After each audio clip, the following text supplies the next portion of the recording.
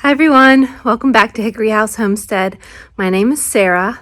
You might have seen my short earlier. I'm just out here spraying off seed starting trays and the mortar bucket tray that I'm going to try pre-mixing my dirt up in before filling the seed starting trays. Just rinsing them off real quick. I'm not cleaning them with anything special. Just giving them a quick rinse. So what I'm gonna start with first, I ran up to our local greenhouse and they looked very closed.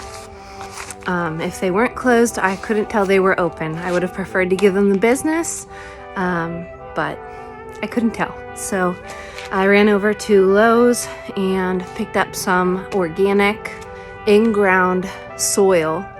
The nutrients are supposed to last 3 months, so they should be good for seed starts. Might be a little clumpy.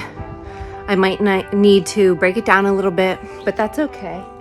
And I didn't want to get seed starting mix. I wanted to use some sort of potting soil. I chose to not go with the Performance Organics by Miracle Grow container gardening mix because it had the same amount of nutrients, and these seed starts are all going to be for in-ground gardening.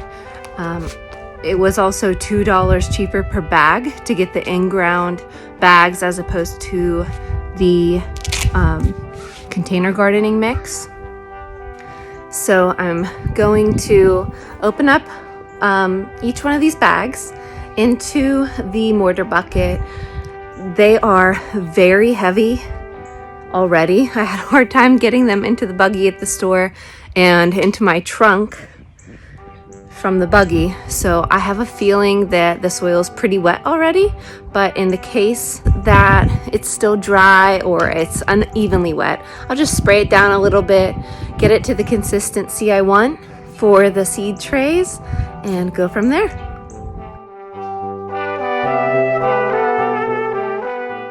Okay, so the soil is pretty wet, but still not as wet as I would like it to be for the seed and the starting trays. So I'm going to spray it down a little bit, mix it up, and give it the palm squeeze test.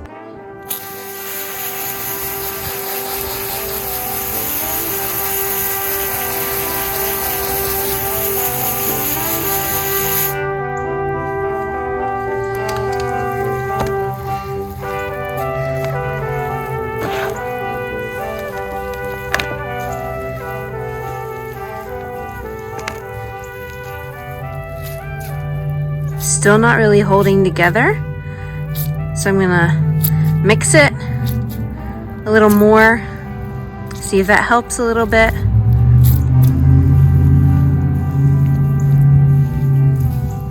Break up some of these big pieces.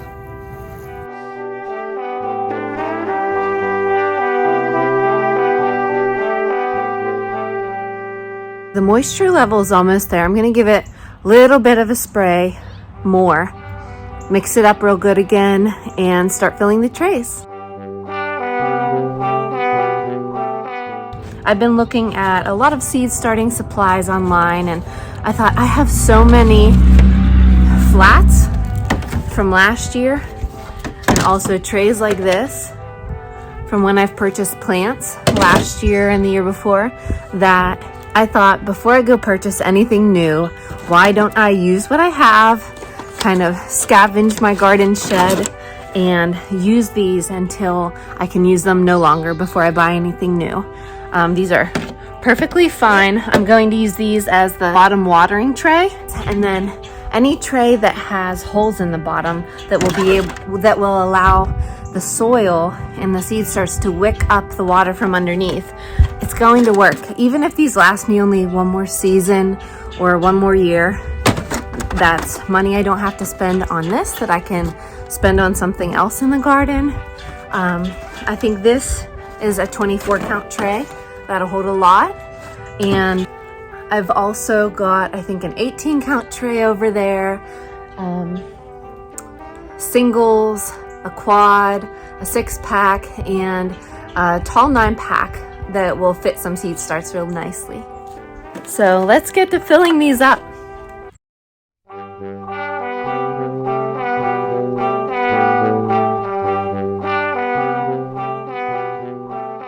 So here you go. Nothing fancy, not absolutely perfectly aesthetic, but this is gonna work. The soil is very moist. Let's fill the others. I think this is the 18.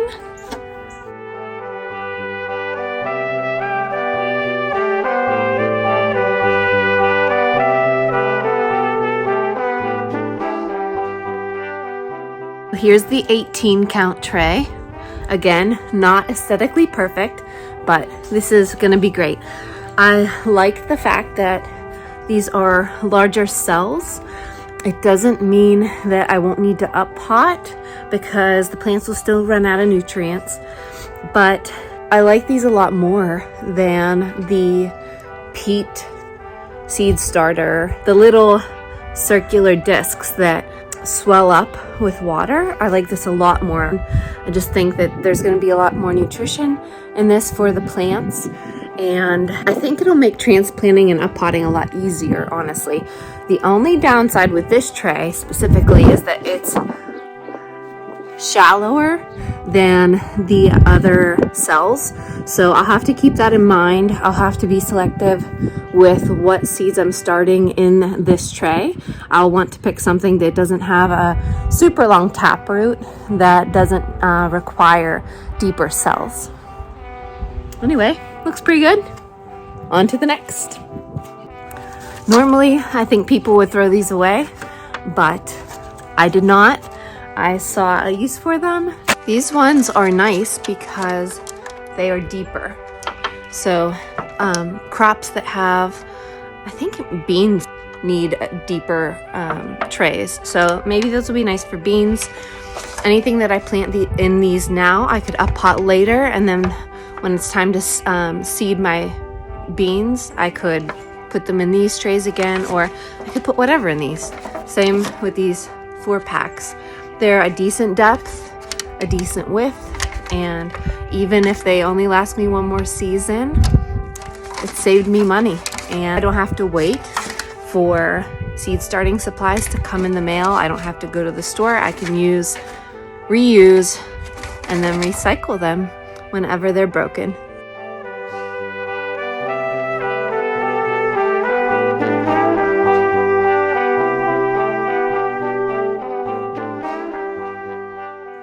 So here we go. We got our 2 4-packs, and then underneath there we have our 6-pack. That's what one of the 4-packs looks like. Nice and damp soil. All of these will sit in one of those bottom watering trays. So I won't ever water from the top. I'll be watering underneath these in the bottom watering tray, and once these dry out a little bit, they'll be wicking up the water to the seeds. Lastly, I have this little 9-count tray, very deep for seed starting, so also good, I think, for beans, maybe tomatoes. And then I got a bunch of these little single counts. Now, if you were growing on a large scale for commercial production, for a large family, this would not be your way to go. But there are 2 of us here, and I'm not growing for large scale production, so I can take the time to fill individual single cells and a multitude of different sized trays. It's not going to be that inefficient for me. But if you were growing on a larger scale, you might want to, I guess you could still reuse what you have, but you'd probably want to increase your efficiency. And this is one part of the process that you could do that with.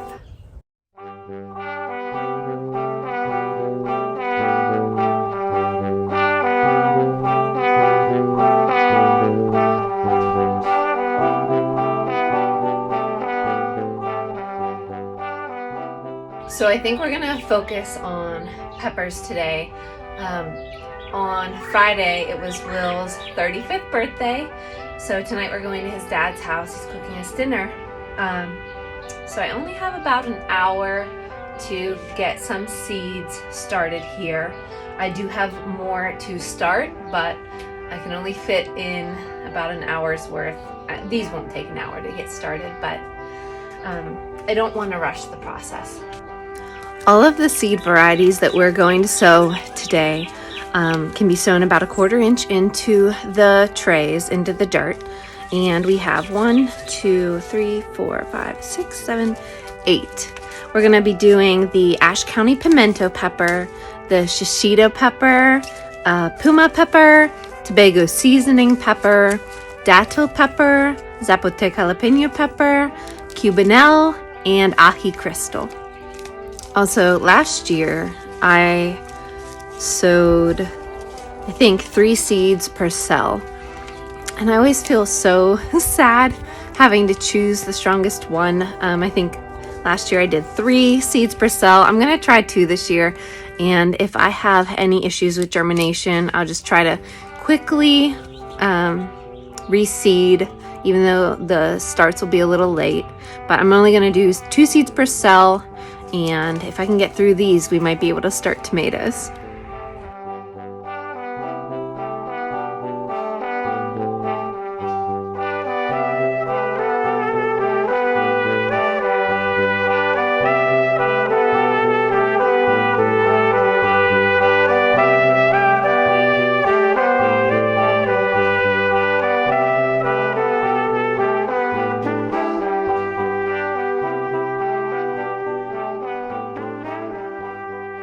I got all 8 varieties of the pepper seeds in the tray, 2 seeds per cell. I tried to space them far enough apart that if they both look healthy and strong, I may be able to separate them. Now I'm going to just lightly fill in the holes with just a little bit of dirt.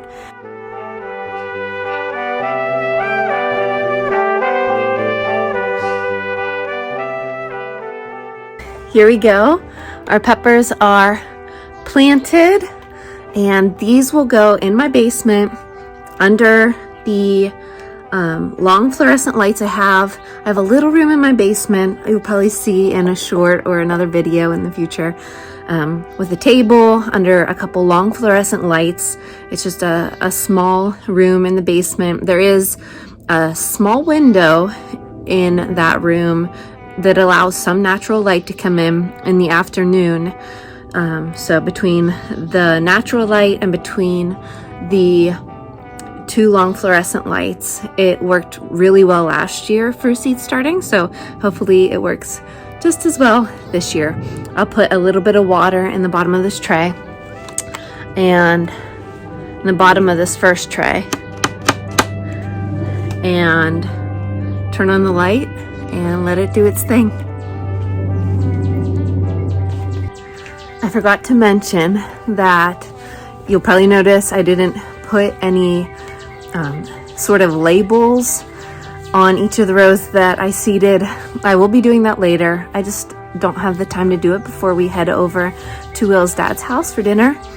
I made sure to, when I planted each of the 8 varieties of peppers in rows, and I made sure to put these seed packets in the same order after I seeded them, so that way later when I go back to label them, I will know what order they're in.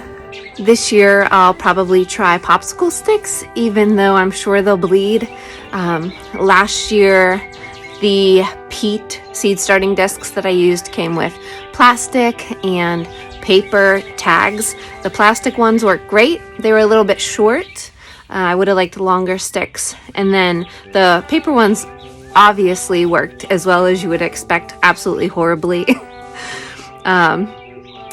So I'm gonna try probably popsicle sticks this year and see how that goes. The 6 varieties of tomatoes I'm going to be starting today are the Pantano Romanesco tomato, the Green Doctor's tomato, the Purple Bumblebee tomato, Pink Tiger tomato, Pink Jazz tomato, and one that I grew last year and it didn't have that great of a crop harvest, but they were really beautiful small tomatoes. Were the Costoluto Genovese tomatoes. Similar to the peppers, I'm going to do 2 seeds per cell, and I think this is the 18 cell tray, so I'm going to do 3 cells of each of the 6 varieties.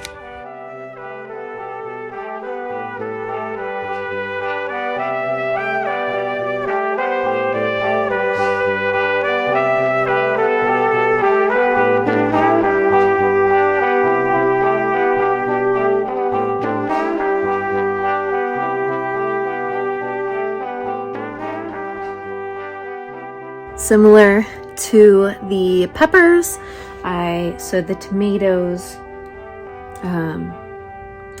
far enough apart so that I could separate them if the root systems can handle it and if they both look like strong plants within each cell. So I might actually end up with double the tomato plants than what I anticipate. Or I might just choose whichever of the seedlings is strongest and pinch off the other one. But these were sown, I think the first variety got sowed maybe 1/8 of an inch, a little too deep, but I'm sure they'll make it up. The rest of them were sowed about 1/8 of an inch deep. I didn't cover them with more dirt from the mortar bucket. I just kind of grabbed some dirt from the other side of the cell and just lightly covered them. So these are ready to go under the grow lights also, and I'll be adding a little bit of water to that bottom tray, and hopefully they all germinate. Some of these seeds were so small that they were a little bit difficult to pick out with your fingers, and there were a couple cells I sowed with 3 seeds whenever the seeds were very small and looked like maybe it was like a half a seed instead of a whole seed. So hopefully they all germinate. Since I'm running out of time here before we have to leave, and I still gotta clean up the yard, I have the bags of dirt, the hose to wind up, some things to put away in the shed. I do have more seeds that I want to start today. I don't think I'll get to it today, so you might get another video out of this wave of seeds starting. I have Viola Blue Perfection, Viola Miniola Heart Aqua, Utah Tall Celery, Ishikura Onion, Chicky Chicks Pansies, Spotted Bee Balm, and Indian Blanket Flowers that I want to start also. So I might do that tomorrow morning. And these remaining cells that are left over, I'm going to put water in that bottom watering tray so that even though I didn't have time to seed these cells in this last tray, I don't want the soil to dry out before I get to add the seed. So I am going to add some water to that bottom watering tray, and then by the time, I'll probably take it in the house with the other seed starts, the peppers and tomatoes.